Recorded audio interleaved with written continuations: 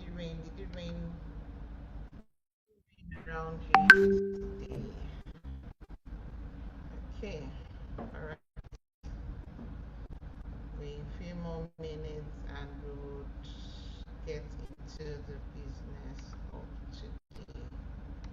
Apologies for starting behind schedule, but we're welcome to today's learning circle, Rethinking Leadership Development for Workplace Realities. And our speaker today is Victor Akinfala. At the end of today, within a week, you would earn a badge like this. Our sponsors today are International IPHTD, International Partnership for Human Capital Development, and Inactive Nigeria. Our partners today, and everybody here is our partner today for taking your time to join us on today's session. Who are we at LDNI? We are our vision. We are together to empower leaders through learning, and that's what we are all about at LDNI. Our vision is to be a platform for the advancement of learning and development solutions and business practices in Africa. Okay. We have a partnership with ATD that works. It's been for over a decade now, and we have been collaborating on all fronts to make learning work better within ourselves at LDNI. ATD is National Talent Development in America. We usually have conferences through the year as well as other learning activities. Our activities at LDNI include member development, global advocacy for the L&D profession, research and development. These are part of our activities, not limited to this, but these are part of our activities within the LDNI. Anybody joining us for the first time, this is just the tips of the iceberg what you can get and enjoy within LDNI. Our benefits as members, you are part of the benefits are that you have access to large number of L&D professions and subject matter experts.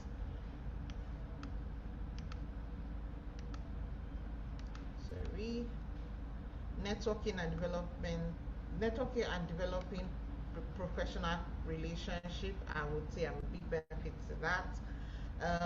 Professional development as learn and development practitioners, exposure to international best practices and discounts for conferences, continuing education unit credits for national and international certification. There are benefits that you can enjoy as a member if you are not a member yet. Okay, we have 5 levels at LDNI. The first is Learning and Development Graduate, Learning and Development Associate, Learning and Development Professional, and Learning and Development Specialist. The big one of all is Learning and Development Masters. You can join at any level, just not at the master level. You would have proven yourself to be at that level, and you can join at every level and grow through the levels as you put yourself into and prove that you are getting better. You are a good professional in the L&D space. I had mentioned earlier that you're entitled to a badge. Our badges are based on the ATD capability model. There are 23 of them, and it cuts across 3 different domains. We have the building personal capability, building personal capability, developing professional capability, and impacting organizational capability. Those are the key three domains that we cut, and there are different capabilities amongst these 3 that you actually have to prove yourself to be a professional too. Our host today has had network issues, is why I'm standing in, but he'll be joining in soon. And we'll take it up. And our speaker is also on, okay, to join in. All right. Can you hear me? I hope I'm not speaking to myself. Can you hear me? You're doing Yes, well. yes, we can hear you. Yes, We can we hear can you. hear you. Our host is here, so I would at this point hand over to our host for today. Um, Over to you, sir. Thank you very much, Mrs. Funtuaila. We are very sorry we're starting this LC today a bit late. It's all due to the imperfection of man and the fact that whatever the man does, because of his fallibility, we also fall into the trap of technological downturn. So it's been a bit tough. You're all welcome. Again, we're sorry we're starting late. I think after this time out, I need to take my PC and everything for a clinical check. It's been acting up. I hope you're hearing me. Hello? Yes, sir. Yes, we are. Loud and clear.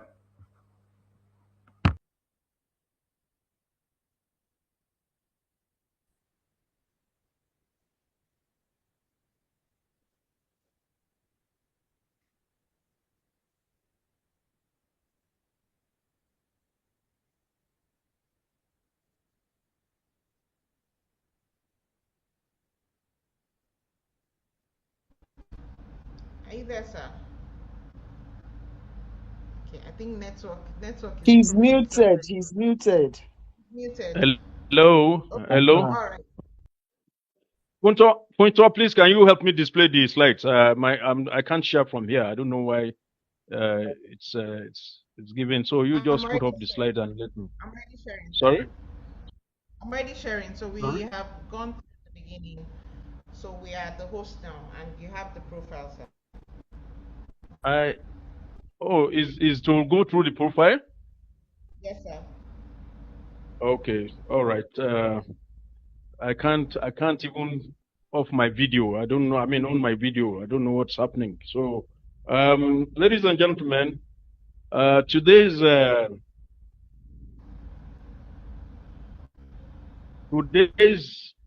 presenter uh, is a man that has so many positives behind him.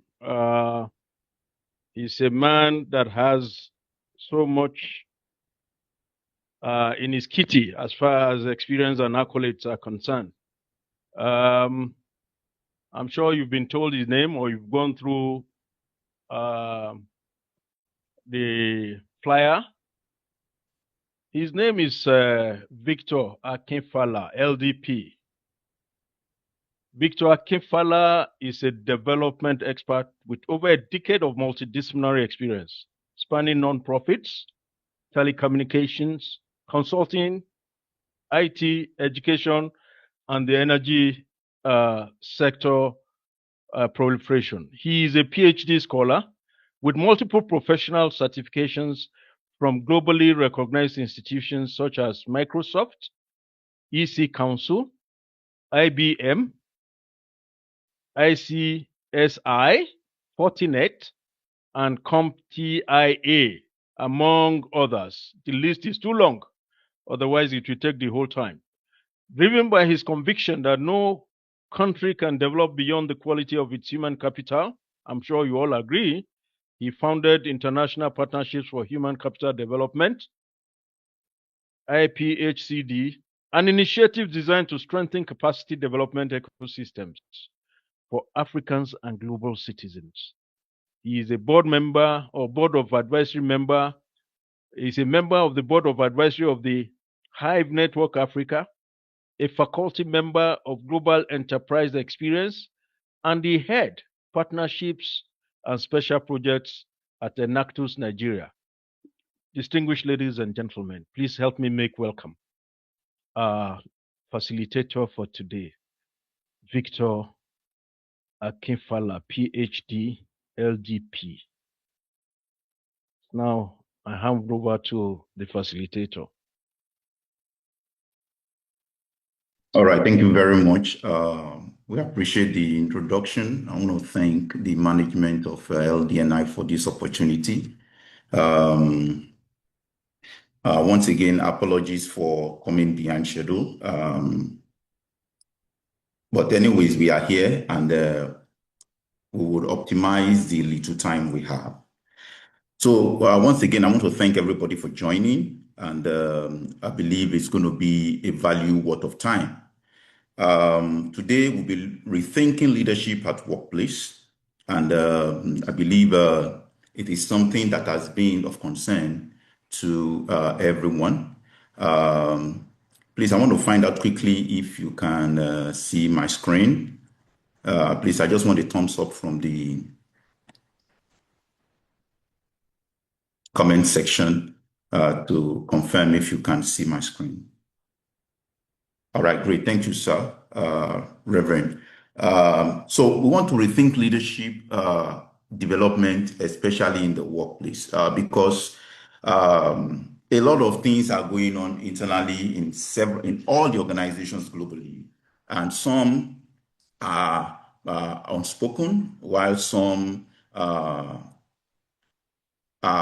basically people feel it is normal. It has become a norm. Whereas it is affecting the overall productivity and people's development.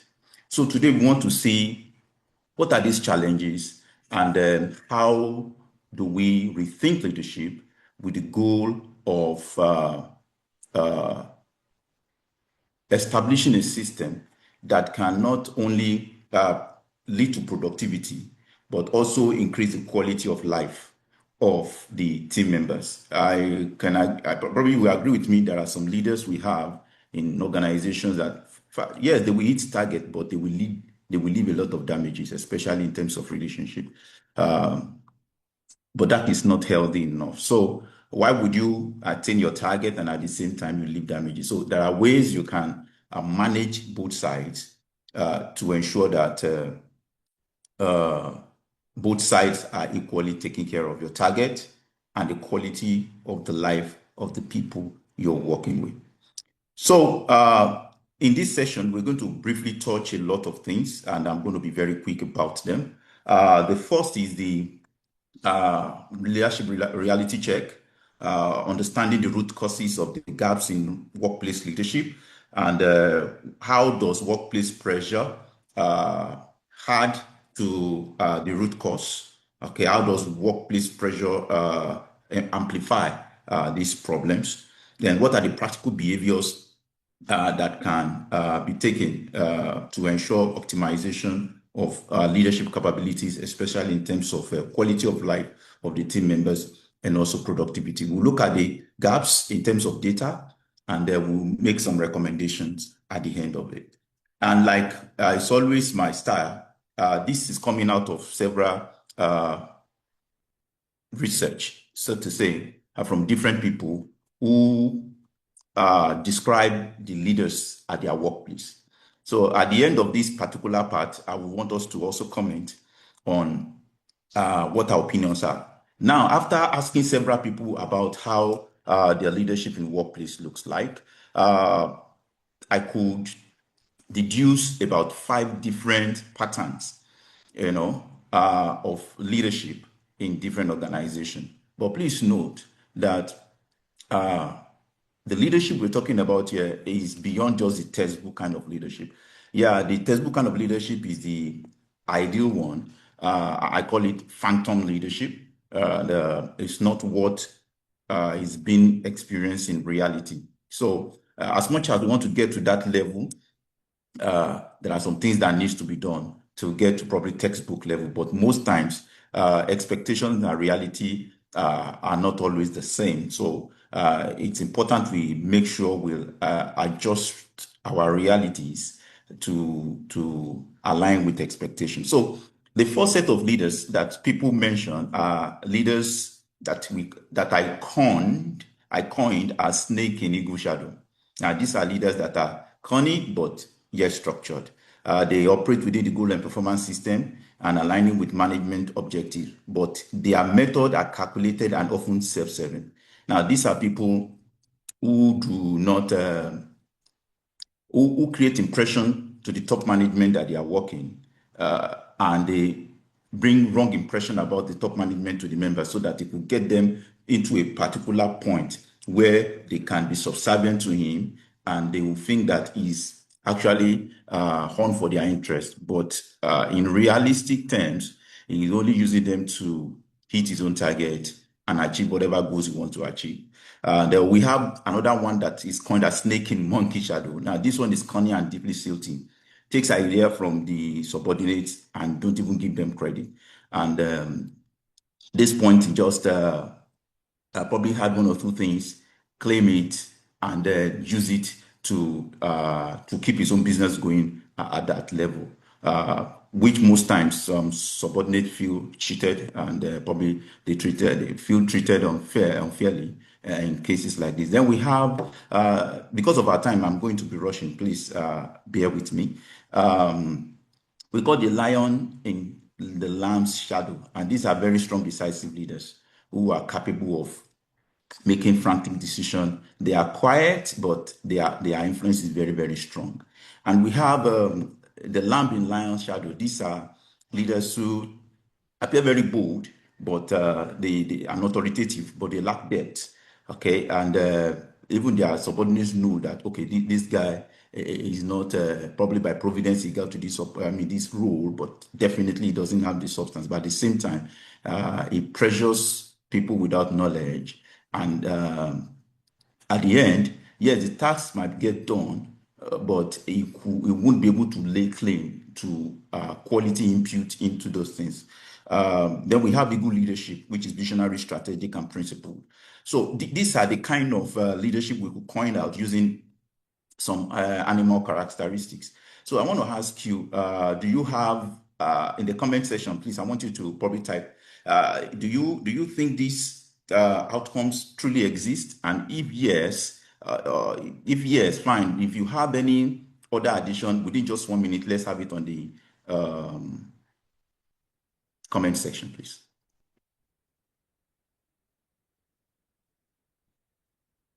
Or if you can unmute yourself and say something.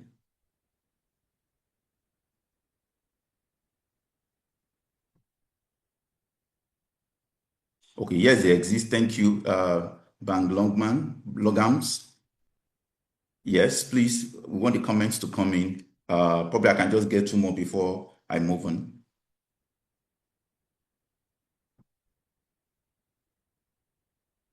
Do you have anyone that was listed that is not part of what has been presented? Are you familiar with? Okay, Babatunde Fashoro co-agreed. Is there any other one apart from what was listed that you think also exists?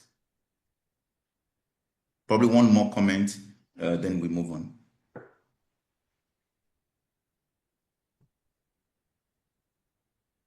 I'm waiting for one more comment. All right, great. Thank you very much, Crown Ogunyakin. They definitely exist. Okay. Thank you. Sophia, thank you. So let's move on. Now that we agree that these types of leadership exist, but we all agree at the same time that this is not an ideal leadership. Okay, ideal leadership from the behavioral point of view seeks to inspire people or its team members into understanding the shared goals and creating strategies around achieving them. And the kind of leadership we're talking about are not leadership that are driven by the pressure of work. Now, this is the kind of leadership that is proactive. It decides the work and the tasks. Not a leader that is being driven by work and tasks. Now, there are two different levels. That there are some leaders that are driven by work. Those ones are always under pressure. But a leader that is in control has a very good level of graceful management and results. So, sorry, because of our time, we'll move on. So we have some data, and these data are very, very critical. Now, we said what the data reveals, and these are consistent pattern across multiple studies that expose a fundamental disconnect between the leaders and their team members. Okay, one, say-do gap. Okay, we say that values clearly communicated 86%. Leaders actually live those values is put at 44%. That is majority, let's say most 50% of leaders in an environment where values are communicated effectively don't even live up to those values. Now, basically, leadership is inspiring transformation, like I said. And when leaders don't live up to those values, it will trickle down to the team members, and you don't expect much because the rot starts from the head. So we also say that leadership often self-perceived to positively create great experience at work. But if we look at the trust deficit, 82% don't trust that their boss are saying the truth. So most times, team members always believe that the bosses are just probably keeping a lot of information from them, which I'm still going to come to that. But also, they aren't telling them the truth. And sometimes it's on both sides, but we're still going to get there. Then there's weak effectiveness. So basically, we have four major gaps that is between the leaders and their team members. And these four gaps are the say/do gap, trust deficit gap, perception gap, and weak effectiveness. And I can also share the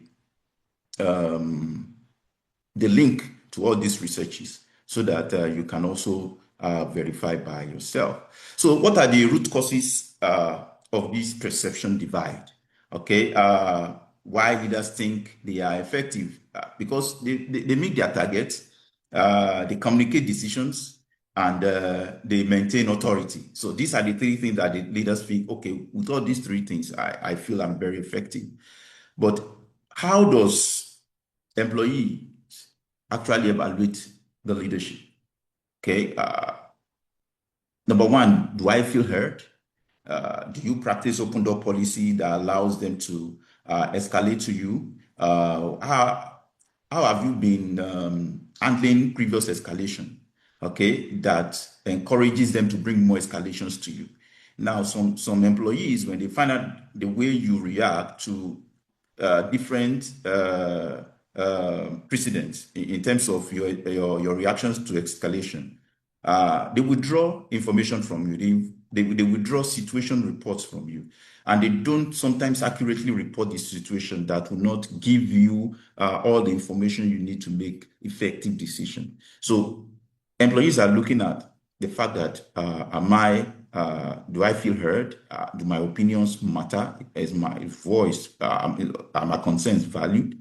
Okay. Also, can I trust what my leader says? Okay. Do I not perceive my leader as being very, very is it loquacious now? Can he keep secrets? Can his words align to actions? Okay, if we say we're going to this direction and you have any reason to change direction, do you come back to say, okay, I think we should work it this way, or you just move people in without proper communication? So do you trust what, do I trust, or can I trust what my leader says? That's another concern from the employees. And also, am I being valued beyond output? Okay, what are other things that employees are looking at to see if the leaders are really concerned about? It could be family, it could be healthcare, it could be well-being, it could be something that just have to do with being emotionally intelligent and conscious of the environment you operate as a leader to ensure that everyone is heard, everyone is valued, and everyone can trust what you say. So the four root causes that has been identified based on these gaps is one, lack of self-awareness from the part of the leaders and also from the part of the employees of team members. Also have fear-based leadership structure, which is mostly common in many organizations today, that many people aren't working because they are putting they are 100 because of they are inspired to do it. They are afraid because of the consequence and the word, okay, what will I fall back to work? And some staffs or some employees don't even care at some point when they get it to the neck and say, okay, come on, keep your job. I need a quality of life. So they might just want to exit. And we have that in data, that about 22% exit not because of the organization, but the kind of leaders they are working with. So value-based behavior. So these are four areas that are major concern as root causes for the gap between leadership and the team members. And basically, we are looking at leadership not just from the role perspective, but from also the behavioral perspective, because enough has been said in terms of role and stuff like that. But this particular presentation focuses on behaviors, because basically that is what matters. That is what brings inspiration. So, and when there is inspiration, the team morale will be very high. So team morale is a overall emotional and psychological state of the team. It encompasses the motivation, the engagement, sense of belonging, and trust in leadership. So what are the positive leadership behaviors that inspires high team morale? We have the transparency, that is open communication, which actually builds trust. Clear communication, that is you set expectation and the context for that expectation is shared. And recognition for efforts and achievement. Okay, if your subordinate makes a valuable contribution that saves you or that saves the organization, there's nothing wrong bringing his name up where it matters. Okay, and even if no gift or reward was given, but by mere mentioning also gives some kind of improved self-esteem of the staff, and will be encouraged to even do more, and commitment to the goal of the organization. Then we have empathy, understanding and acknowledging human needs, and also providing some kind of support to ensure that whatever happens to them internally is cushioned to ensure that they still remain focused and goals are achieved. So what is the impact of positive leadership behaviors? Definitely you have higher engagement, increased productivity, and stronger relationship. Anyway, when leadership exudes negative leadership behavior, what do we expect? Inconsistency, high level of micromanagement, lack of honesty, and emotional volatility. So those are the things that comes up when a leader demonstrate negative behaviors. And these negative behaviors sometimes is not inborn. Most times it's acquired, because sometimes many of those leaders are just replicating their experiences too, and that is the reason why leadership has to be rethink, especially in workplace. You don't expect to do the same thing over time and expect different results. So, and one of the major things that we look at when it comes to leadership is the power of reflection. And with power of reflection, you can look back into your system and take yourself away from the system and evaluate your performance independently of yourself, and see where you can improve as a leader. So I want to look at all of this and say, okay, what are areas that I'm lacking? Employees, in most cases, don't leave companies, like I said, they leave leaders. The emotional climate created by leadership directly determines the success or failure of a team. So that is very, very critical.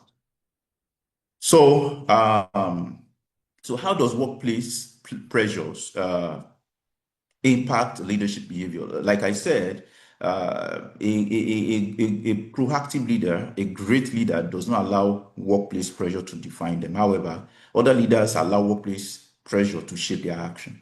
So I believe some of us must have encountered a lot of leaders who are probably under serious pressure when they explain what they are going through. And they say, well, how you come in this situation and you're able to even manage us even when we're putting you under our own inconsistencies. So what we are trying to drive out here basically is that pressures in workplace, such as performance targets, tight deadlines, organization politics, or resource constraint, shouldn't define you as a leader. Because all of this puts so much emotion into your system, and you transfer the aggression into the staff in such a way that you might get some result, but you will lose relationship, and that might affect how you achieve future goals of the organization. So when you allow workplace pressure to determine your leadership behavior, then you tend to find yourself getting frustrated, and you express some level of hostility or aggression. Your communication will be poor because you are not putting your thoughts together before you release them, because emotion has taken over. And also you begin to do blame, you begin to apportion blame, and you want to absolve yourself, and accountability becomes an accusation. So there is nothing wrong in getting your staff to come in and do a reflection together as leaders. But basically, when you begin to put blame, it's also sometimes a reflection of what you don't do right, or the pressure you are, or probably the communication that is not done properly, and the employee might not be able to interpret it correctly. So we also have emotional spillover when you have people getting emotionally deranged, so to say, at workplace. And I believe some of us must have experienced people like that. And or if you find yourself tilting towards this direction, I think this is a call to reflection, and see how you can repackage, repurpose your actions, repurpose your activities and leadership strategies to ensure that you do not allow work pressure.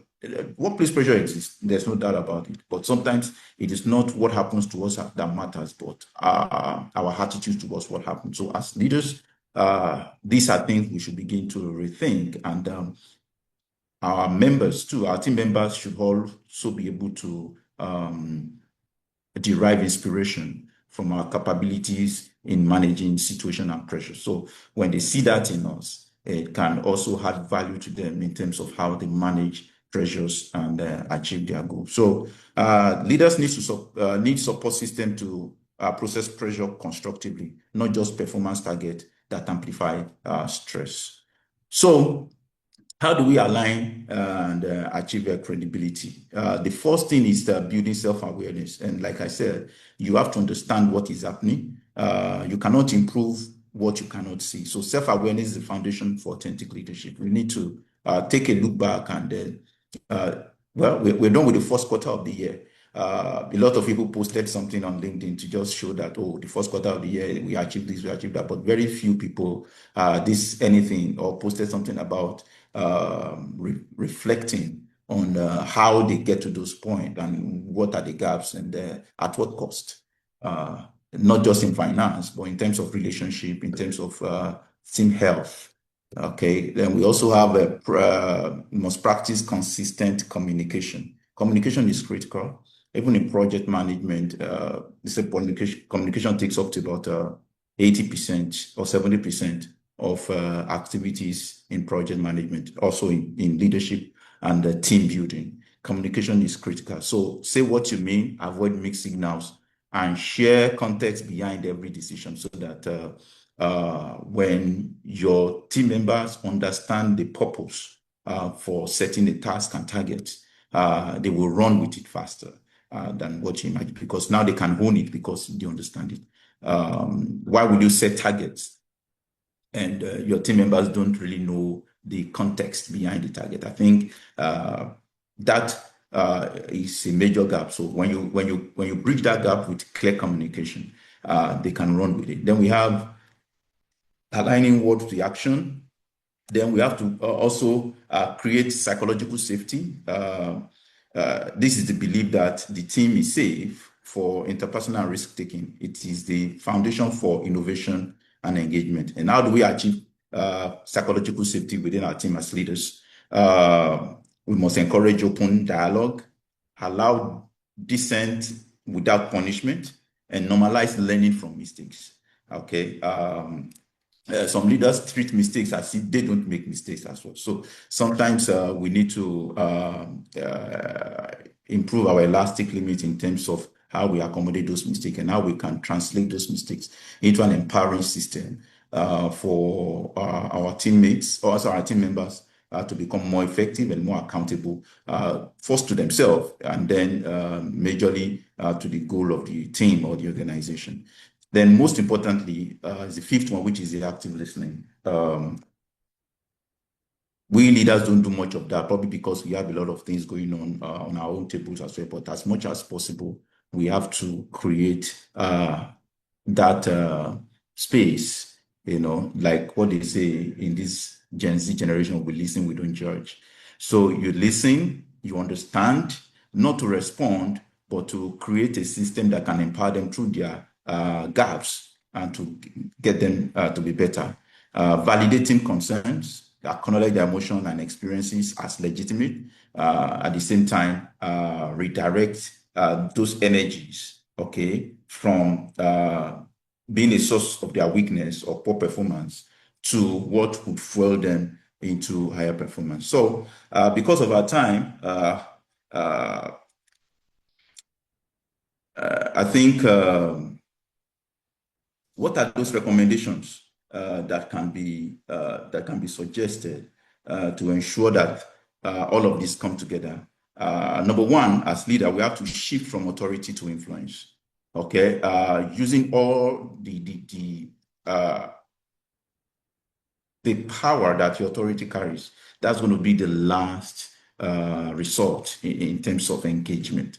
But the first level of engagement is influence.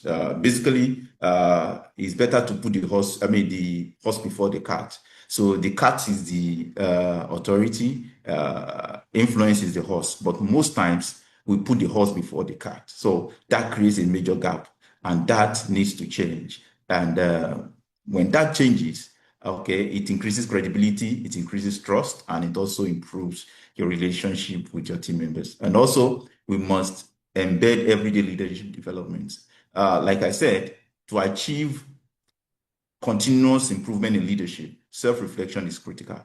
And how, when we run our self-reflection and we understand those gaps, then it will be easier for us to identify the kind of development and engagements that we need to have to improve all those things. So we might want to engage, when we understand the gaps based on the reflections that we've done, we might look at a real-time coaching, get a more structured reflection section, and peer learning. And this reflection section, I want to kind of dwell on it a bit, because it is something that must be a culture for every leaders and in every organization. Most leaders don't even know how to do proper reflection. So it will be hard for them to also communicate the same to their team members. So I want to enjoin all of us. Reflection is critical. It helps to provide an objective view of a situation and a fair recommendation that could help improve the situation, whether work-based or relationship-based or team development or quality relationship in team development. So all these things is very critical. Reflection sessions. Then we have peer learning, which is collaborative growth. So it's not out of place to need help and to get your peers to support you in terms of what are they doing right and what can you learn from them to also add to what you're doing. Like what we do in LDNI, every learning cycle is an opportunity to share experience, to learn from every other person's, and see how we can add that to what we are doing in our individual organizations. And kudos to LDNI. And for people who are on this call, who are yet to join, LDNI is an excellent ecosystem that can support your leadership development, and improve your outcomes. You can't get this kind of ecosystem anywhere. So another recommendation is measuring what matters. Okay, track leading indicators of leadership effectiveness include employees' trust. So, okay, how much of how much do you think your employees trust you? Okay, so that is a measure. Okay, team engagement. Okay, what are your morale and motivation metrics, and what's your the consistency of feedback? Okay, we have some leaders. All they want is just uh, rub their heads in quotes. You know, anything they do, just make sure, oh, it is beautiful, it is excellent, you know. But sometimes leaders also want to look at a situation where someone in the team will say, okay, I think this thing is wrong, or this thing is not perfect in this side, if something, and recommend, with facts anyway, and recommend how to make it better. So when leaders have consistent feedback in terms of how things are improving, it's also a way to show quality leadership and workplace. And it's also a factor that can be measured, a factor that matters when it comes to measuring how leadership can be optimized. And they also normalize honest conversation. Okay, let your team speak freely without fear, and get unfiltered feedback, and also address difficult topics early, you know, and that is very, very critical. So, ladies and gentlemen, as we leave this meeting, there's a call to reflection. So these are 4 questions I want us to take home with us. Number 1, what kind of leaders do I believe I am? So now this is a kind of reflection, like I said. We need to examine our self-perception and our leadership identity. Number 2, how might my team describe my leadership? Okay, and honestly speaking, these are some of the things we also need to think about. And number 3, where is the gap, and why does it exist? So we identify the root cause. And finally, what is one behavior I will change immediately? So this helps us commit to concrete, actionable improvement. So in closing, leadership is a journey, not a destination. So the question is not where you are at the moment, but where you choose to go. So ladies and gentlemen, I want to thank you for your time. So before I leave into question and answer, anyway, this is a self-reflection, so you might not want to put it in the comment. But basically, these are the 4 questions I want us to leave with. What kind of leaders do I believe I am? What might my team describe my leadership? Where is the gap, and why does it exist? And finally, what is one behavior I will change immediately? All right, thank you very much. So if there's any question, please put it in the comment box. And thank you for listening. Thank you very, very much, sir, for that session. It was very enlightening. Key takeaway for me is that reflection part, and I like how I kept repeating the reflection to know the importance as leaders. We need to always do that, and it's a journey. It's not where we are now. Where are we working towards getting to? A destination is always key, and having that at the back of our minds at every point in time as leaders says a lot about us. Thank you very, very, very much for that session. We have the applauses on the chat box. Everybody saying thank you. It was very enlightening indeed. It's a call to reflection. So emphasizing that call to reflection as well. But we have a question here. Okay, I think it's a call from a particular statement from Charity Tonyuba. Team health is very important for a leader, as we need to look beyond achieving results but be concerned about the team members and their well-being. This is very, very critical. This is a question that is often asked as part of the recommendation that leaders should do self-reflection. What are your thoughts about how a leader can do effective self-reflection? Let's not take it for granted. Everyone knows. Thank you. So what are your thoughts about how a leader can do effective self-reflection? That's the question.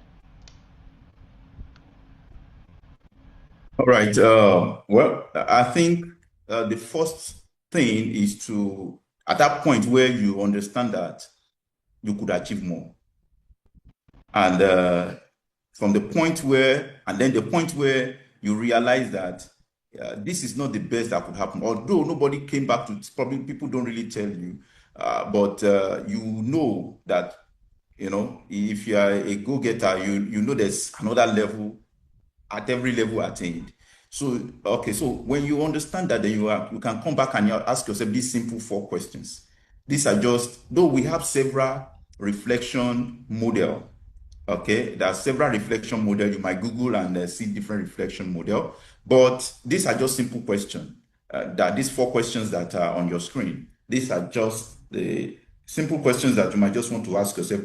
Preliminary evaluation. So with your pen and writing document, you can put those things down and begin to get serious about those things you put down. Now, when you put those things down by yourself, it will be very clear on where those gaps are. And then you also might want to suggest what you need to do. But if you have those gaps and still don't know what to do, you can reach out to any of the members of LDN9, and we are all here to support. Thank you.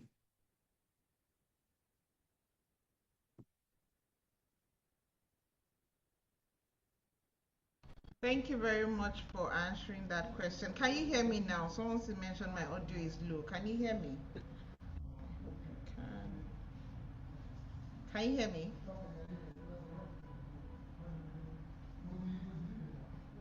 Can you hear me? Yes, Oh, but still low. Still low. Yes, Okay. but it's okay. Go ahead. All right. Thank you for that. Any other question? Any other question? Thank you very much for the session today. We are very. Can you hear me now? I'm better with this.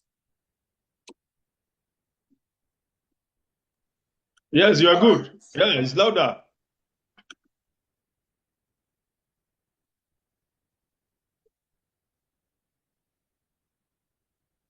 Okay, so to continue the session, we have the evaluation that will be dropped on this. Okay, it's better now. Thank you.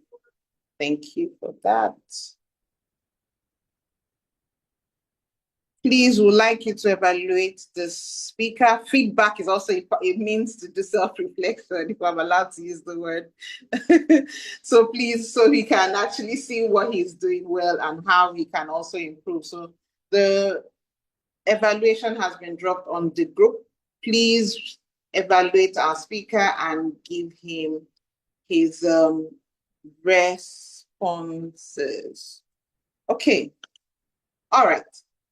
Thank you again to our speaker, and I would also like to say thank you to everybody that joined, everybody that is on the platform today. We are very grateful for having you here. Moving ahead, our upcoming learning circles, we have learning and development as strategy, meeting board level expectation. Wow. This is a session that I'll be holding next week. By my namesake, Funto here. Zara Lufunto will be taking this session, LDS will be taking this session to next week, Wednesday at 11 a.m. Please don't miss this session. And we have our own Sophia Iwizwe, please. Rethinking Learning for Rework will be happening the upper week, the 15th of April 2026. Please register to join. If you need more details, please let us know. Okay. We have upcoming events. We have Elevate Your Instructional Design Skills. This is also part of our collaboration with the Association of Talent Development, ATD. It's a 3-day workshop that will be taken up later in the year. But if you are interested in it, please let us know so we can actually put out your names and have you enlisted for the program later this year. Our conference is happening September 15th to 16th, our CTD conference, our annual conference. This year's theme is human-centered learning, balancing technology and people. This will happen the 15th and 16th of September in Lagos here. So please, registration details are out. We're pushing that out more. So you save the date and be part of this fun and learning experience. I usually say our conferences are fun. So fun learning experience, please. Looking forward to seeing as many people as can be at the session. We have corporate sponsorship packages during our learning circle. So if you would like to display your logo, you would like to show a slide about what you do, or and we have offers as well that you want to share with anyone at any of the learning circles. Please, the prizes are here: 15,000 naira for the logo.